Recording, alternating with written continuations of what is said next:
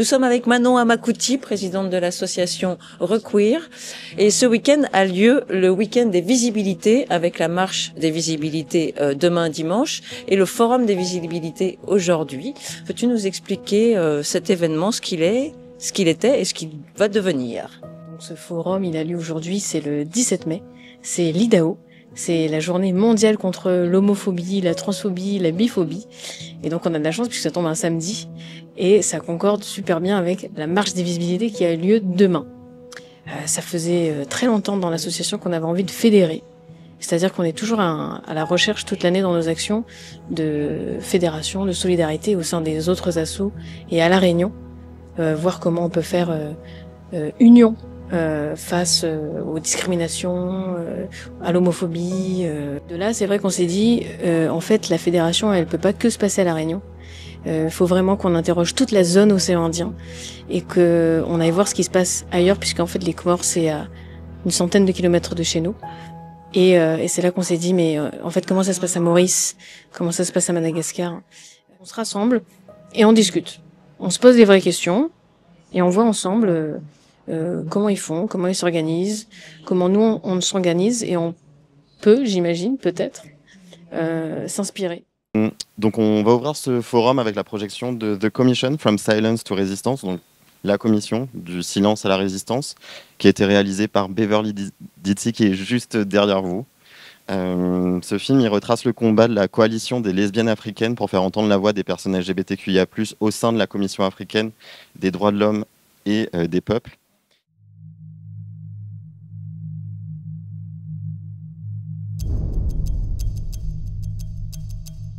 When sexual orientation came for the first time, it really shook the system.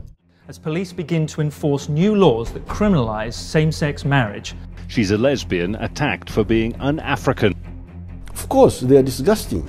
It's un-African, it's unethical, it's ungodly.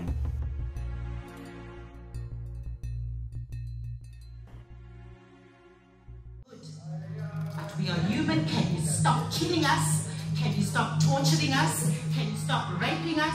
Can you stop forcing us out of our homes? En termes de lutte pour les droits LGBT, Beverly Ditsy est une sommité. En 1995, elle devient la première lesbienne africaine à interpeller l'ONU sur les questions de discrimination sexuelle. Elle est invitée par l'association Requeer pour parler de son film The Commission. Je pense que la visibilité est importante pour chacun d'entre nous. Me concernant, j'ai grandi avec des gens qui disaient qu'on ne pouvait pas être queer en tant qu'Africain, qu'on n'existait pas. Je pense que c'est important de continuer de parler de notre existence et de réclamer notre identité, notre humanité. Pourquoi devrions-nous avoir honte de qui on est? Parce que nous, on aime toujours créer un débat. Là aujourd'hui on passe le film de Beverly, on va en passer aussi la semaine prochaine, on organise ces discussions. Nous chez Requeer, on nous traite souvent d'intello parce qu'en fait on aime beaucoup parler, on aime beaucoup discuter, on aime beaucoup comprendre en fait ce qui se passe. C'est vrai qu'on est sur un territoire français, donc on a les lois françaises qui nous protègent et voilà, on s'est dit bon alors finalement on est plein de privilèges, allons voir ailleurs. On n'a pas que des privilèges, je suis d'accord, mais c'est vrai que quand on compare à des situations, Maurice, c'est vraiment 40 minutes d'avion, et pourtant c'est encore plus la galère là-bas.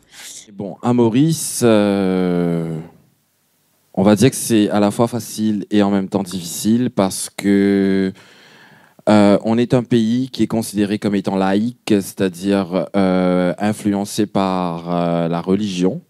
Et c'est qu'en 2018, pour la marche, ça a dû être annulé parce qu'on a eu une contre-marche avec un gros groupe de 400 plus de personnes basé sur la religion. Ils étaient là avec toute la violence du monde, que ce soit verbale et physique, donc histoire de protéger les participants et la communauté. On n'a pas pu marcher.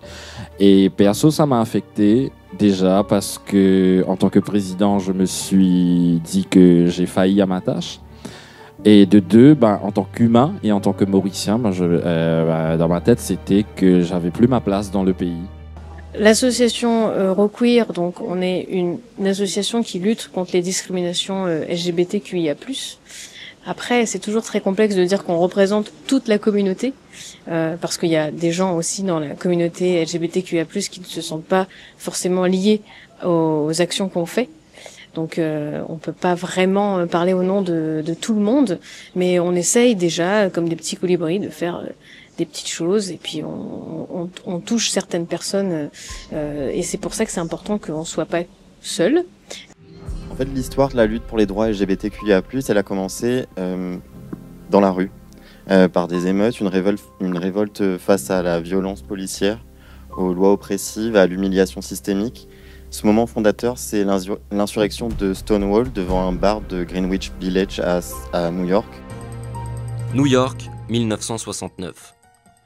La situation est dramatique pour les personnes homosexuelles, considérées comme des malades mentaux et discriminées.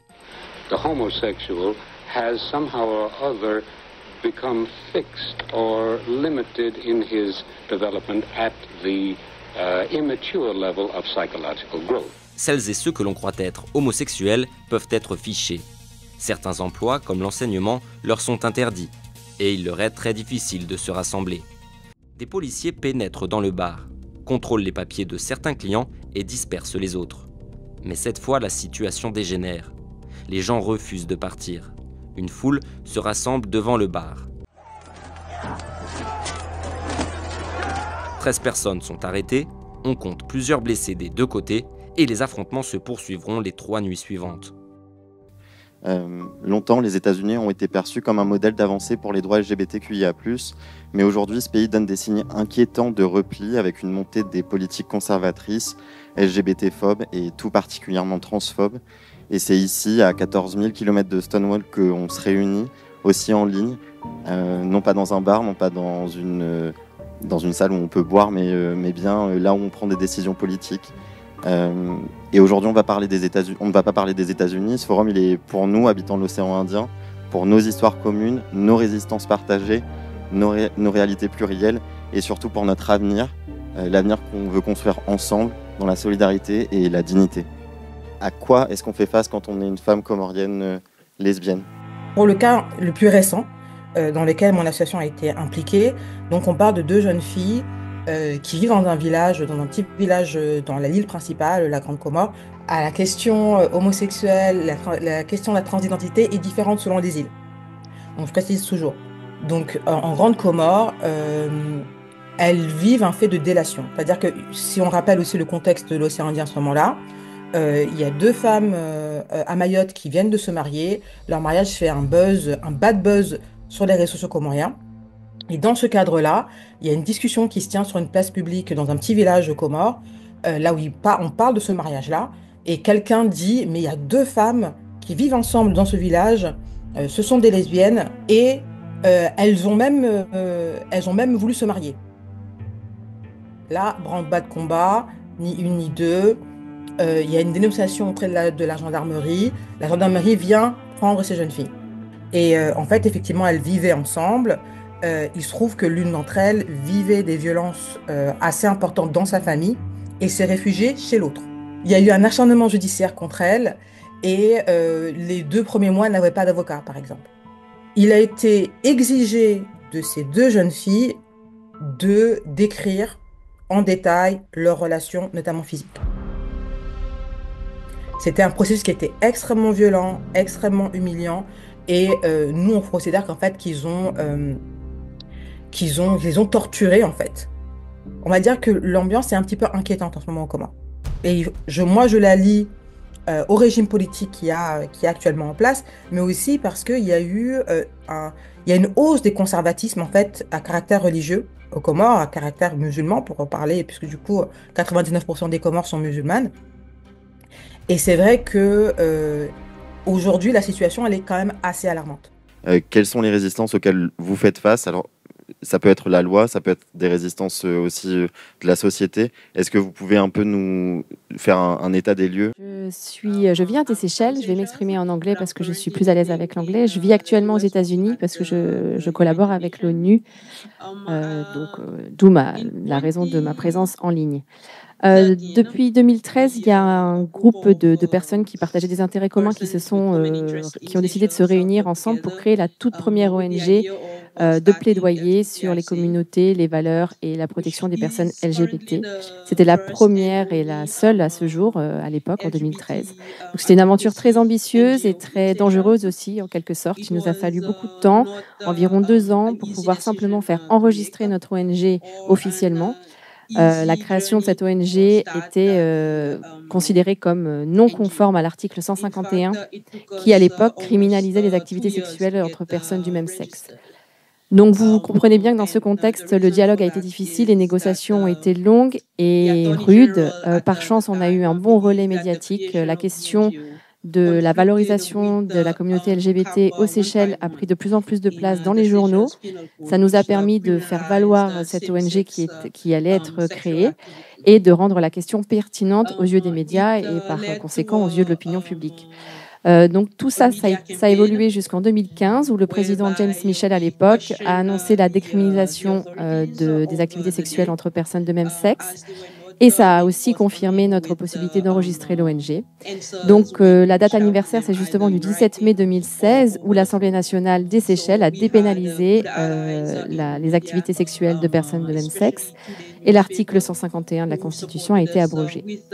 En ce qui concerne l'impact de cette réussite politique, c'est bien sûr un changement visible dans les mentalités. Néanmoins, les personnes de notre réseau, les personnes membres de l'ONG témoignent encore d'humiliation, de violence, d'abus lorsqu'elles sont vues publiquement ou perçues intimement comme pratiquant des activités sexuelles entre personnes de même sexe. Avant la loi de 2016, les personnes allaient déposer plainte auprès de la police locale et elles étaient vraiment maltraitées, voire encore plus violentées, sans respect, sans dignité.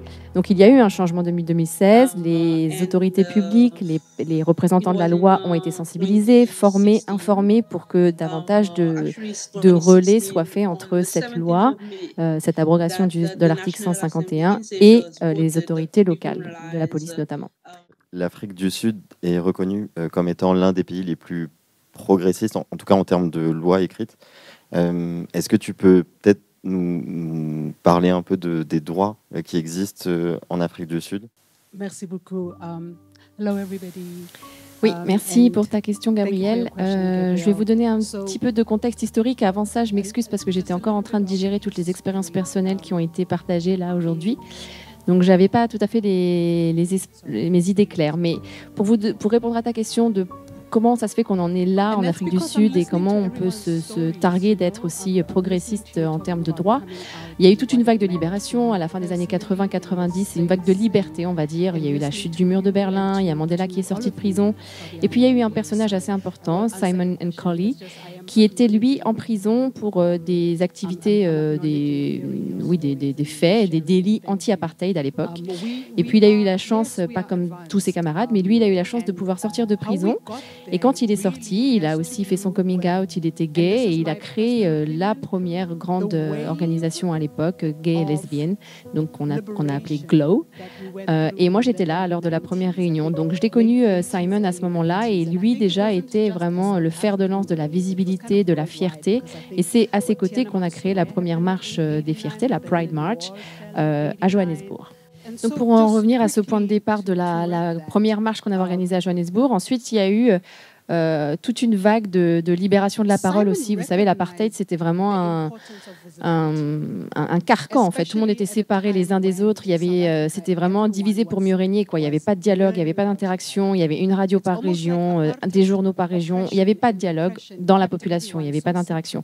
Donc quand l'apartheid s'est terminé, au début des années 90, il y a eu vraiment comme une ouverture à l'autre. On s'est posé des questions, on s'est présenté, on s'est mélangé, en fait. Et tout le monde était vraiment enthousiasmé et la curiosité était exacerbée. Donc on a créé ce dialogue politiques et législatifs autour de cette curiosité de l'opinion publique. Les médias relayaient nos messages. Avec Simon, on a fait beaucoup d'interviews et on était là, en fait. On était présents, on était visibles pour influencer ce qui se passait à l'Assemblée nationale. Et donc, c'est assez naturellement qu'au moment d'écrire la version finale de la constitution du pays, du nouveau pays qui était en train de se créer, le message était passé, en fait. Tout le monde avait intégré au dialogue social, au dialogue politique, que être gay, être lesbienne ou être queer, c'était tout à fait acceptable et ce n'était pas un problème.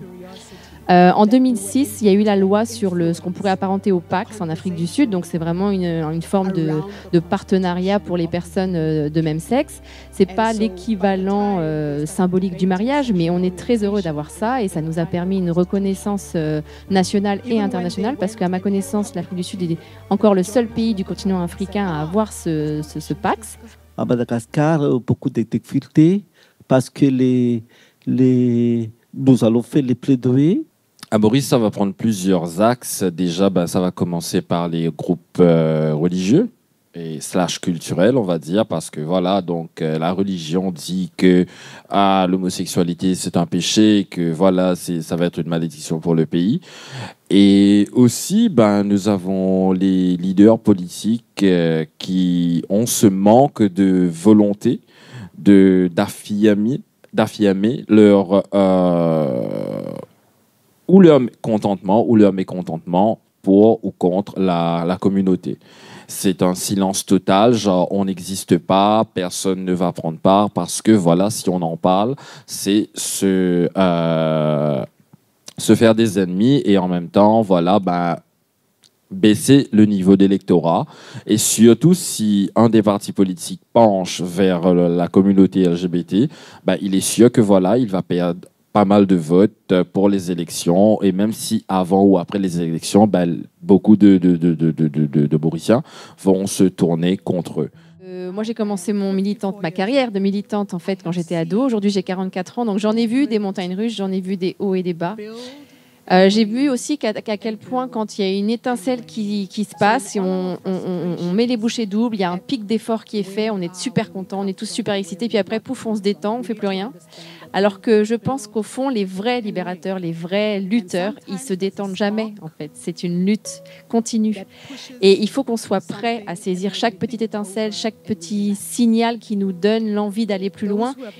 Il faut plus qu'on soit attentiste et surtout, il faut plus qu'on soit isolé. On est tous d'accord sur le fait qu'on a un ennemi commun, on sait le nommer, on sait l'identifier. C'est cette vague de conservatisme, d'extrême droite qui est fondée sur un discours de valeurs famille, religion, et qui favorise ce discours de haine qui nous touche tant, qui nous rend victimes. C'est ce discours de suprématie de l'homme blanc, on le sait, on l'identifie, et eux, ils ne font qu'un, en tout cas, ils donnent l'impression de ne faire qu'un. Donc, à nous, maintenant, de nous structurer en un seul groupe, en une seule voie, de faire en sorte que notre stratégie soit commune, unique. Eux, ils ont la force du micro qui est tendu à n'importe quelle personne dans la rue, à n'importe quel partage d'opinion sur les réseaux sociaux. Ils ont cette force-là, donc faisons la même chose. Où on en est, nous, en termes de podcasts, de vidéos, de voix qui se fait entendre. On a tous des micros sur nos téléphones portables, on a tous accès à la vidéo, on a tous accès à ces réseaux, à ces moyens de communication. Donc, soyons prêts et agissons ensemble, d'une seule voix. Un mot important sur la liberté, je me suis rendu compte aussi au fil de cette carrière de militantisme, c'est que la liberté, on ne la reçoit pas de quelqu'un, on l'acquiert, on va la chercher. Donc on prend des risques pour ça. Et on ne prend pas des risques dans son coin tout seul, on prend des risques ensemble. Plus on est nombreux à prendre des risques, plus on est visible, plus on est fort face à l'ennemi, et plus on peut répondre et même résister aux attaques. Eux, ils pensent, c'est l'ironie du jour, c'est qu'eux, ils pensent qu'on est très nombreux, bien structurés, qu'on a plein de financements parce que la communauté LGBTQ, c'est super bankable. Mais en fait, on n'a pas de financement, on n'est pas structuré. Donc imaginez-vous, ils ont déjà peur de nous alors qu'on est au niveau zéro de la structuration. Donc si on se structure ensemble et qu'on ne fait qu'un, là, ils auront peur. Imagine that.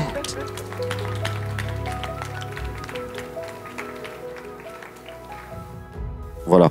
Du coup, je profite du fait que Guillaume Kishnama, qui est élu à la ville de Saint-Denis contre les discriminations, soit là pour lui poser la question.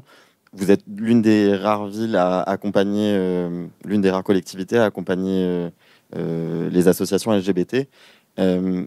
Est-ce que la ville de Saint-Denis va continuer à aider à structurer aussi la solidarité LGBT dans l'océan Indien? Est-ce que c'est un engagement que la ville peut prendre? Bien évidemment. Aujourd'hui, on est tous ici, dans cette salle. C'est pas anodin, c'est symbolique. C'est la salle du conseil municipal de Saint-Denis. Donc, c'est pas un hasard. Ça veut dire, ça prouve de l'engagement. De l'engagement, tout à l'heure, c'est vrai, à vous écouter, les confrères, les consoeurs des îles, la volonté politique, oui, je suis d'accord avec vous. Volonté politique, c'est-à-dire, je suis contre, je suis pour, ça s'arrête là, mais il faut aller plus loin. Ça, c'est vraiment. Et nous, à Saint-Denis, bon, là, j'ai parlé, j'ai ma casquette d'élu, mais je suis une personne avant tout, je suis gay. Et la maire de Saint-Denis, quand elle est venue me chercher, elle m'a dit, est-ce que tu veux prendre à bras le corps? Je dis, qui mieux? Donc, de mon combat personnel, social, professionnel, et j'en fais mon combat politique. Parce que la maire de Saint-Denis, elle a dit, c'est qui tout double. Elle met aussi son électorat en jeu. Hein, on est quand même un département français. Et donc, c'était un challenge. Mais c'est là, au-delà de l'électorat, il y a aussi la volonté politique, mais la volonté de cœur. On l'a dit tout à l'heure, on a une histoire qui est commune avec certaines ambivalences, mais c'est cool, c'est important qu'on puisse continuer ce travail et qu'on l'amplifie, je pense. Je sors de ma stature, mais voilà, je pense que c'est important. Merci beaucoup, je ne vais pas en dire plus que merci, parce que voilà, je pense que là, on va beaucoup cogiter ce soir et demain, et on se retrouve demain pour la marche. À 14h, on part du Jardin de l'État jusqu'au Barachois. Voilà, on marchera avec nos invités présents. On se limite, vraiment ici, en tant que jeune, on a beaucoup de pensées limitantes. Alors d'où ça vient? Voilà, je tire pas à balles réelles sur d'où ça vient, mais je pense que la société, elle se construit un peu comme ça ici.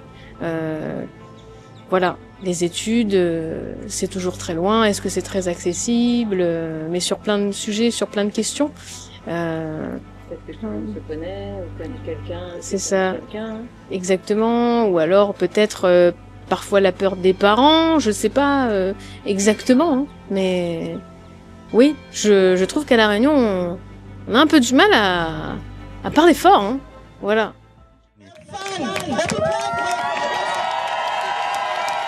Les mots justes pour motiver les troupes venues en nombre, une foule pour le moins inspirée. Je viens pour soutenir tous les queers de La Réunion, soutenir la cause, voilà, pour défendre, pour que tout le monde, pour que tous les humains soient égaux, peu importe leur identité de genre, qui ils aiment. La plaine des Kaffrines, parce que en fait, les gens des Hauts, notamment les Yab et les gens de la plaine des Caf, c'est essayer de représenter un peu cet endroit-là, parce que c'est pas évident, il y a beaucoup d'isolement. L'importance primordiale, c'est de savoir se représenter et de montrer justement qu'on existe. Comme le slogan finalement de 2023, Queer nous existe, voilà, c'est important. Il y a une super ambiance, c'est hyper ouvert. Moi je trouve que vraiment il y a un développement autour de ça et il y a de plus en plus de personnes qui participent à la lutte et c'est trop cool. Mon frère est trans, du coup je voulais un peu le représenter et je trouve que les gens s'intéressent un peu trop à ce qui les regarde pas et à la vie des autres, alors que finalement ça change rien. Des pancartes revendicatives et des drapeaux colorés riches de sens. On a les 6 couleurs qui veut dire le drapeau queer de base, le drapeau LGBT, qui ont plusieurs significations. Après on a pour les personnes racisées, donc asiatiques, noirs, etc. Pour être plus inclusif. Après on a les personnes trans et non binaires. Et enfin les personnes intersexes dont on parle pas assez dans la communauté. Elle est naturelle, maman. C'est le combat de tout le monde, c'est l'amour, que vous soyez une femme, un homme. On s'en fiche. Tant que vous êtes heureux et libre, c'est l'importance. Les festivités se poursuivent ce soir avec des concerts et des animations au Barachois et au Carré Cathédrale. On essaie de plus en plus de fédérer d'autres associations pour nous aider à la porter aussi. Voilà, mais on adorerait, c'est un rêve secret vraiment, de créer une fédération à La Réunion d'associations LGBTQIA+, et que la marche, elle soit portée par la fédération, et pas qu'on est juste requeer, parce qu'on est bien conscient, on peut pas représenter tout le monde. Voilà.